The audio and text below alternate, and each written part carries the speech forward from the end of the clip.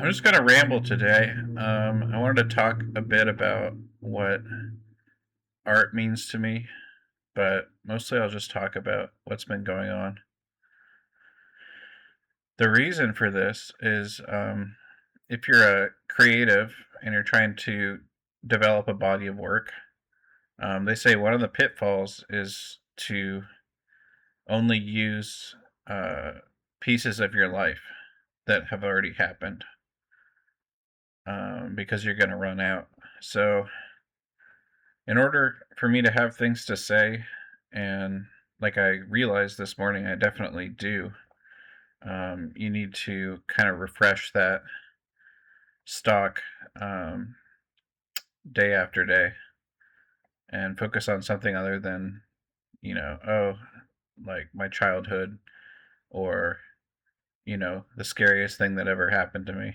Because those things aren't going to happen every day. So, anyway, I woke up this morning and I put some music on and made a cup of coffee and then went outside to smoke a couple cigarettes. And I looked up from my phone because I was picking some music, and a coyote walked by. And I live in like the city, like a checkerboard of parking lots and tall buildings. And I was just walking through, and it had kind of a, I don't know, sheepish look on its face. And I thought about it. Like, this might be the day that that coyote gets hit by a car because it's nothing but four-way stops, and then it was heading towards the main avenue where the city buses all go down, and it's just traffic, traffic, traffic. Um, but yeah, I can imagine the desire of the coyote to step out into this part of Seattle because the woods is almost like a simulation compared to concrete sidewalks, roads, houses. It's like they're in a contained world. It's almost like a park or something. I mean, they're called parks in this area. I don't know where it came from, but it had to find out what was out there. And the look on its face is maybe one of extreme curiosity, you know? Um, and I flashed before its eyes because it walked right past me. It took like 5 seconds. So anyway, yeah, I'm definitely sure that wasn't a dog. Um, Definitely a coyote. And makes me think of this, my last girlfriend would always talk about the crows and the seagulls, and she would talk to the crows, and um, every day you spend with animals is like an important day, you know? It's someone else existing on their own timeline, basically. Um, and people are people. Like, maybe they're too much to think about. Like, where would you start with all the people you pass by on the sidewalk? Like, you might know where they come from and what they're like based on how they move and what they wear. But what makes a human compared to what makes a crow? Crows have habits every day. Finding food mostly, feeding their babies.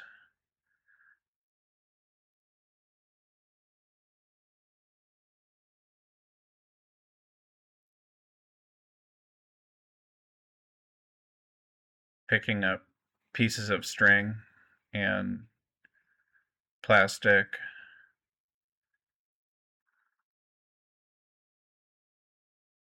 Um, there was one time I went to the water. I was having kind of a meltdown, and it was raining, and I sat on a bench right at the shore, and I wanted to be outside so badly. I was gonna just sit in the rain, and a seagull came up to me, and I could see its reality. I could see our connection, and it stared at me and kind of turned its head a couple times, and we started communicating. So I would shake my head, and it would shake its head, and we got into a rhythm where we could understand what the other was saying. And it asked me if it could sit next to me, and I responded yes, without words. And it walked over to me like 3 feet and sat down next to me, you know. So I deal well with seagulls. Um, it seems like they have a calmer demeanor because they kind of soar instead of flap as much. And they're creatures of the horizon and endless stretching space, as opposed to crows that are kind of more staccato. Like they fly down, they pick something up, they pick up some roadkill, and they peck at it, and then they fly up onto a building, and then they talk to the other crows, and then they fly over to the crows, and then they do the whole thing all over again. Every minute, it seems like they're somewhere else, every 2 minutes. So yesterday I got a Netflix subscription for $9 with the advertisements, um, because I wanted to watch Love on the Spectrum, and I'm on season 4 now. I really like that show. That's one of the shows that I binge. Um, it's a good people watching opportunity. Um, these people are all really about their lives and who they are, and I don't know. They're so much for themselves that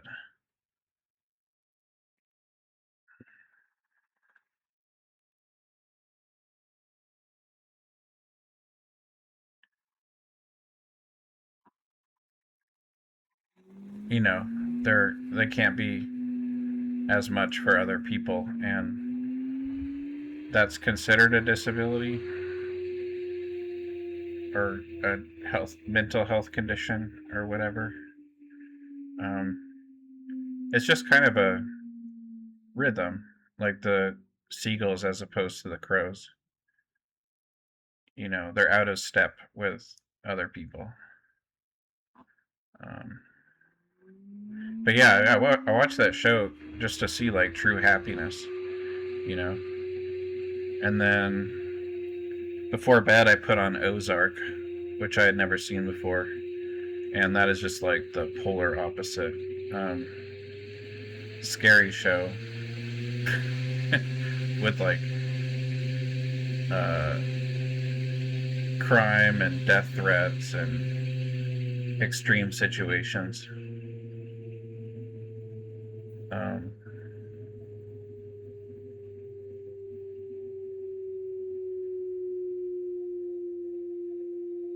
yeah, and I was browsing YouTube and I found an interview with two brothers with autism. They're both 36. They're twin brothers, and they're like 6'8", and they have level 3 autism, which uh, means they're very much uh, in their own world, and they started doing this thing where the interview was sitting on the couch with them, and one of them said Mickey Mouse, and then the other one said Mickey Mouse back, and then the first one said Mickey Mouse again, and they went back and forth saying Mickey Mouse for like 10 minutes. And somehow that really worked for me. Like, there's something about the simplicity of that cartoon character, and like the feeling that everything's going to be all right, you know? Um, there's an element of forgiveness to it, saying Mickey Mouse, and then the other person saying Mickey Mouse. It's like, sorry, there's nothing more, you know? Sorry, this person that made Mickey Mouse isn't as like pure as the cartoon character. Um, like life should be simple, and if you have the basics, you can be happy.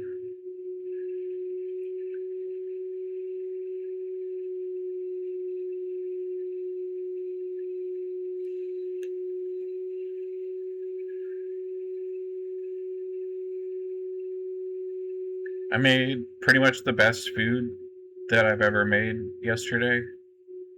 Um, it's a Korean gochujang chicken, sweet potato, cabbage stew. And then I made a couple banchan, which are the side dishes. So I made um,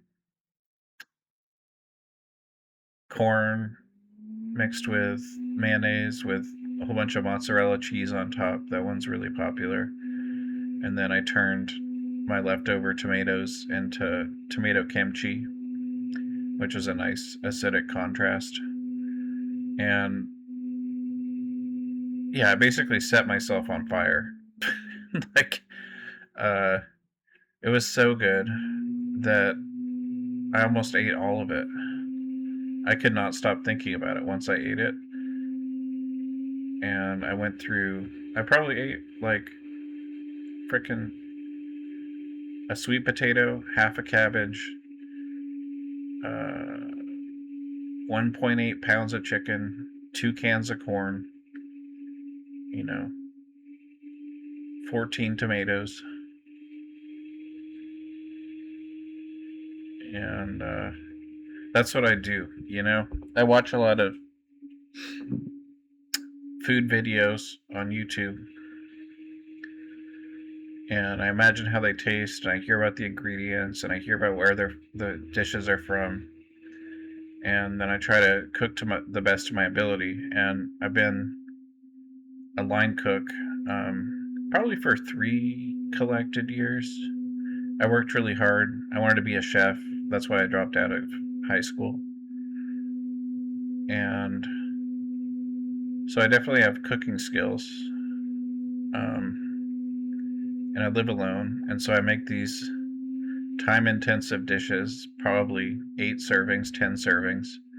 And then that's what I eat for the next 2 or 3 days. You know, I make a lot of pork vindaloo, spicy Indian curry, and I make tortang talong, the Filipino eggplant omelet stuffed with a minced pork stir fry. And there was a month when I first learned how to make it, I probably ate, I don't know, 20 eggplants that month. Um, and now it's in my repertoire, and that's one of the dishes that's like hard to save any leftovers from, even though I'm making like 2 eggplants, a pound of pork, like 5 eggs, you know, 6 cups of rice cooked. But yesterday was just ridiculous. Like, I could not stay away from that food. So I really spent like $30 on just food for that day, which is too much. I tend to try to stick to $10 a day.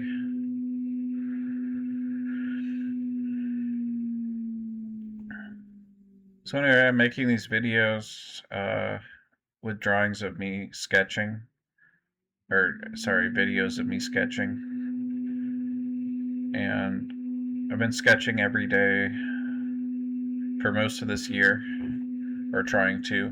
You know, I got busy uh, with a romantic relationship, and um, I played EverQuest Legends, the beta, for like 3 days straight, 4 days straight, and the official release is on the 28th of July, and so I'm going to go back to that, and I'm just going to kind of shred my mind on EverQuest.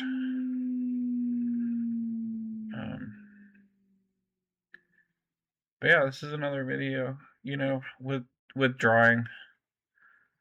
I think it always comes from the unknown. Like, I start making marks on the page, and it's way out there. I mean, it kind of sets the distance from the everyday right off the bat. And then I try to talk to that place that's far away.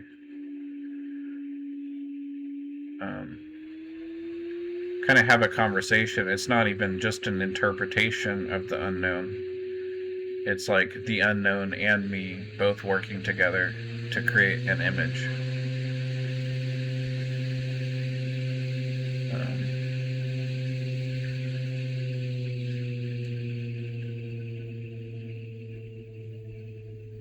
And so it always makes a pertinent picture to my life. And I'm not sure how that happens, because I'm almost trying to make the worst art I can think of sometimes. You know, anytime I see a face in what I'm drawing, I scratch it out, and the face just develops more, you know.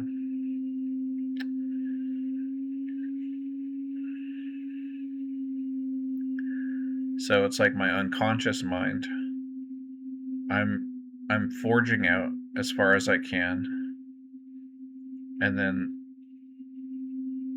like the sky is the connection between where I was and where I am now.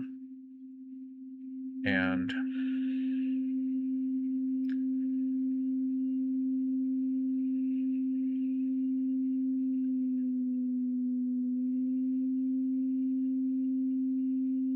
I guess the drawings are kind of a memory of the start of the journey.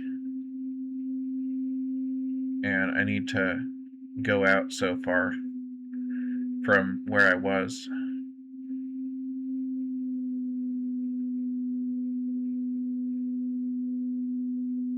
to be able to make it so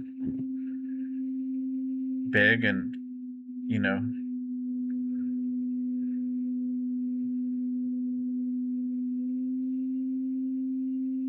so the person that I started as becomes my subconscious, and my consciousness goes really far away from that starting point. But they have like a link, you know.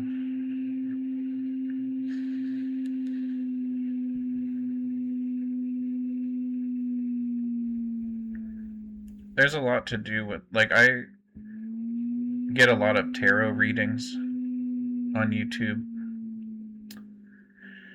And those are all about seeing patterns that might apply to many different situations and orientations and things like that. And I think it's good for art because art is meant to be for somebody else, and they don't, you know, make a deal with you to make something a lot of times. Like, you don't all submit feedback to a gallery as to what paintings you'd like to see that summer.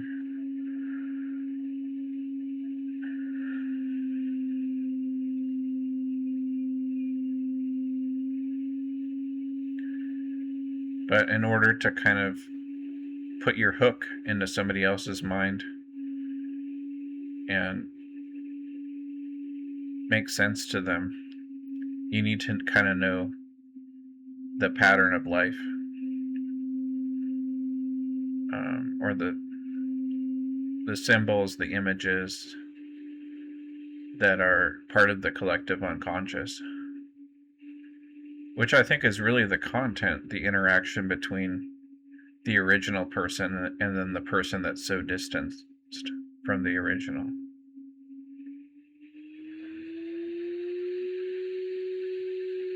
So anyway, that's about it for the day. Saw a coyote this morning. That's probably once in a lifetime if you live in the city. And I hope it's all right. And I'm just going to put some music on now. All right, thank you. Bye.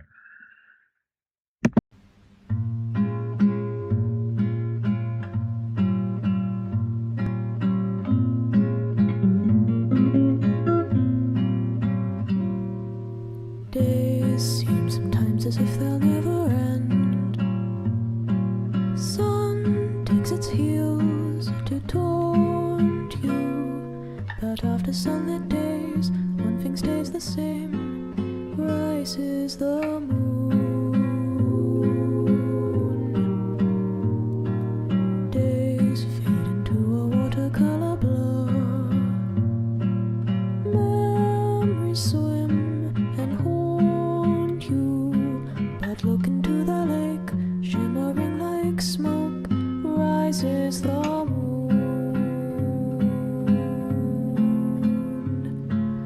Oh, close your weary eyes. I promise you that soon the autumn comes to darken fading summer skies. Breathe, breathe, breathe.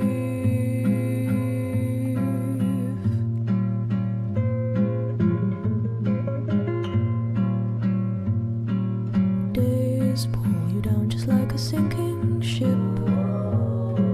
Floating is getting harder, but tread the water, child, and know that meanwhile rises the moon. Days pull you up just like a daffodil, uprooted from its garden. They'll tell you what you owe, but no, even so, rises the moon. You'll be visited by sleep. I promise you that soon the autumn comes to steal away each dream you keep. Breathe, breathe, breathe.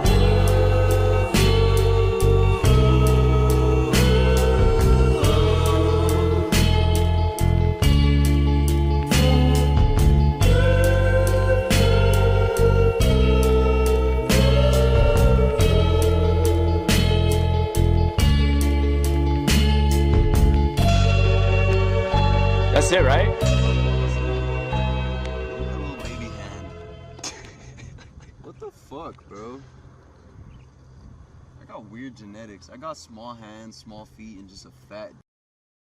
Sometimes I pray for the rain.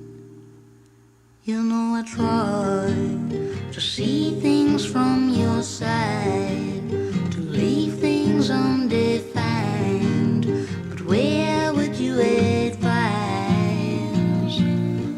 that I generate a new design for the missing piece I have to disguise?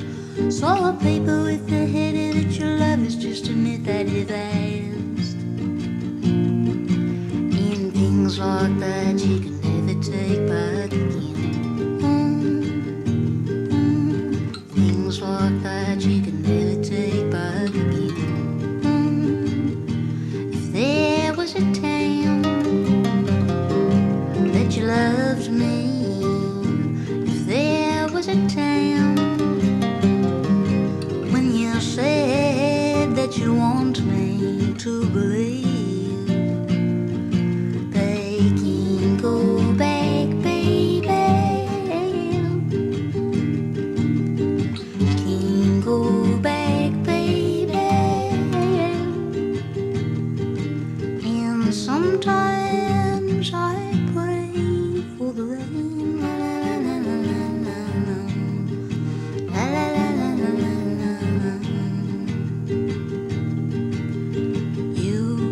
And your glass world that does rain, though at times a frozen thing, it encloses you and it's crystalline. Looks so lovely, but you'll have to decide. If you could play it in reverse and you'd find that you'd better reconsider all the love you took and then cast aside. But things like that you can never take back again. Things like that you can never take back again. If there was a time when you loved me, if there was a time when you said that you want me to believe, they can go back, baby, can go back, baby. And sometimes I pray for the rain, la la la la la la, la la la la la la la.